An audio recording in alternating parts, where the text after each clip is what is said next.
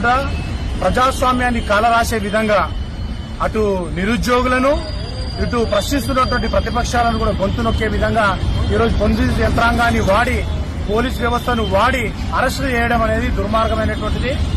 రేవంత్ రెడ్డి ప్రభుత్వానికి రోజులు దగ్గర పడ్డాయి కాబట్టి ఇటువంటి వినాశకాలే విపరీత బుద్ధులు అన్నట్టు ఈ రకంగా అధికార దుర్వినియోగానికి పాల్పడుతూ ప్రతిపక్ష గొంతులు నొక్కుతూ ప్రజాస్వామ్యాన్ని కాలరాస్తున్నటువంటి రేవంత్ రెడ్డి తప్పకుండా నీకు గుణపాఠం చెప్పడం జరుగుతుంది.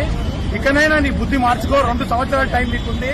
నీ బుద్ధి మార్చుకొని ఏదైతే నువ్వు ప్రామిస్ చేసినావో 2 లక్షల ఉద్యోగాలు ఇస్తా అని ఆ ఉద్యోగాలు ఈ రోజు నువ్వు అన్ని రంగాల్లో వైఫల్యమైనవు.